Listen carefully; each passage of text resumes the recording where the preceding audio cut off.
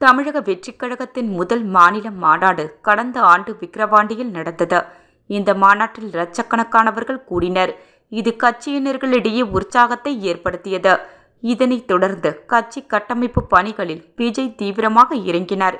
நகரம் தொடங்கி கிராமம் வரை கட்சிக்கு அனைத்து நிலை நிர்வாகிகளையும் தாவேகா நியமித்து முடித்துள்ளது.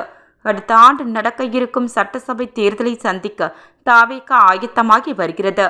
இந்த நிலையில் தாவேகாவின் இரண்டாவது மாநாடு மதுரை அடுத்த மாதம் 25ஆம் தேதி மறைந்த தேமுதிக நிறுவனர் விஜயகாந்தின் பிறந்த நாளன்று நடைபெறும் என்று அறிவிக்கப்பட்டுள்ளது. இதையொட்டி மதுரை தூத்துக்குடி தேசிய நெடுஞ்சாலை எலியார்பத்திரி சுங்கச்சாவடி அருகே உள்ள பாரப்பத்தி பகுதியில் இடம் தேர்வு செய்யப்பட்டு மாநாட்டுக்கான ஏற்பாடுகள் தொடங்கியுள்ளன. மாநாட்டு திடலில் 506 ஏக்கர் பரப்பளவில் அமைகிறது. பிரம்மாண்டமான மாநாட்டை நடத்த முடிவு செய்துள்ளனர். இந்த நிலையில் விஜய் தலைமையில் நாளை மறுநாள் தாவேகா மாவட்ட செயலாளர்கள் கூட்டம் நடைபெறவுள்ளது.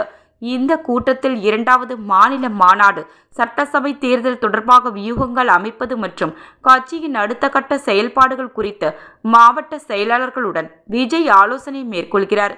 மேலும் மாநாட்டுக்கான முன் ஏற்பாடுகள், மாநாட்டுக்கு வருபவர்களுக்கான அடிப்படை வசதிகள் மற்றும் பாதுகாப்பு உள்ளிட்டவைகளை குறித்தும் இந்த கூட்டத்தில் ஆலோசிக்கப்படலாம் என்று தகவல் வெளியாகியுள்ளது.